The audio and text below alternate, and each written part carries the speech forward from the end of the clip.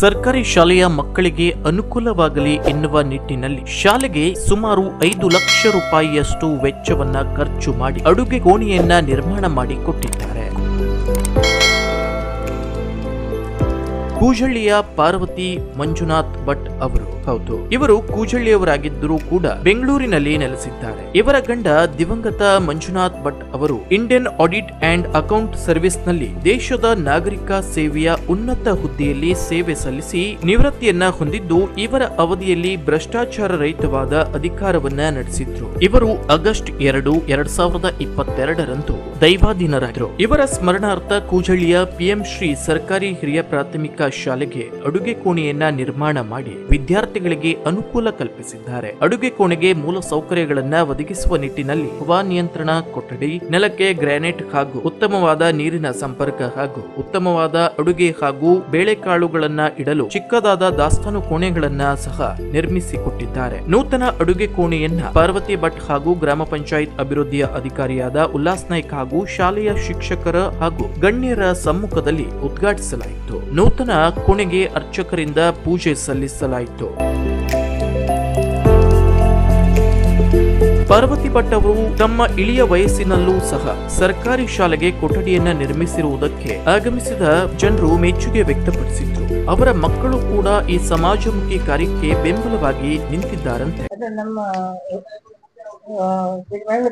ಪತಿಯವರು ಅವರ ನಡವಳಿಕೆ, ನಡೆ, ನುಡಿ, ಆತ್ಮ ಪ್ರತಿಯೊಂದು ಶುದ್ಧವಾಗಿ ಆತ್ಮ ತೃಪ್ತಿಯಾಗುವಂತೆ ನಡೆದುಕೊಂಡಿದ್ದರು. ಎಲ್ಲೂ ಯಾರಿಗೂ ಕೆಟ್ಟದನ್ನು ಬಯಸದೆ ಬದುಕಿದ್ದವರು, ಸತ್ಯವಂತರಾಗಿ ಬದುಕಿದ್ದರು. ಅವರು IAS ಅಕೌಂಟೆಂಟ್ IAS ಪಾಸ್ ಮಾಡಿಕೊಂಡು ಅಕೌಂಟೆಂಟ್ ಆಡಿಟರ್ ಜನರಲ್ ಆಗಿ ಕೆಲಸ ಮಾಡಿದವರು. ಪ್ರಿನ್ಸಿಪಲ್ ಅಕೌಂಟೆಂಟ್ ಜನರಲ್ ಕರ್ನಾಟಕ ಆಗಿ ನಿವೃತ್ತಿಯನ್ನು ಹೊಂದಿದ್ದರು. ಅವರು ನಮ್ಮ ಯಜಮಾನರು ಯಾವ ರೀತಿ ಬಾಳಿದರು ಎಂದರೆ, ಅವರು ಎಷ್ಟು ಸತ್ಯವಂತರಾಗಿ ನಡೆದುಕೊಂಡಿದ್ದರು.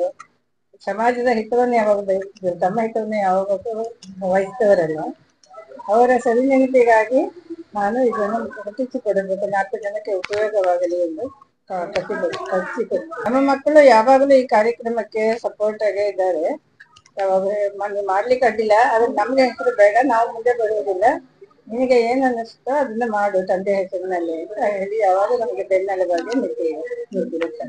ಕಾರ್ಯಕ್ರಮದ ನಂತರ ಶಾಲೆಯ ಮಕ್ಕಳಿಗೆ ಮಧ್ಯಾಹ್ನದ ವೇಳೆ ವಿಶೇಷವಾದ ಪೂರಿ, ಹೋಳಿಗೆ, ಮೊಸರನ್ನ, ಪಲಾವ್ ಸೇರಿದಂತೆ ವಿಶೇಷವಾದ ಅಡುಗೆಯನ್ನ ಸಿದ್ಧಪಡಿಸಿ ಅವರಿಗೆ ನೀಡಲಾಯಿತು. ಒಟ್ಟಿನಲ್ಲಿ ಹಣ ಇರುವವರು ಹಣ ಗಳಿಕೆಗೆ ಮತ್ತಿಷ್ಟು ಮುಂದಾಗಿ ಬ್ಯಾಂಕಿನಲ್ಲಿ ಠೇವಣಿ ಇಡುವಂತಹ ಕಾಲಘಟ್ಟದಲ್ಲಿ ದಿವಂಗತ ಮಂಜುನಾಥ್ ಭಟ್ ಅವರ ಸ್ಮರಣಾರ್ಥ ಅವರ ಧರ್ಮಪತ್ನಿ ಪಾರ್ವತಿ ಮಂಜುನಾಥ್ ಭಟ್ ಅವರು ತಮ್ಮ ಮಕ್ಕಳು ಸಮಾಜಮುಖಿ ಕಾರ್ಯಕ್ಕೆ ಕೈಜೋಡಿಸಿರುವುದಕ್ಕೆ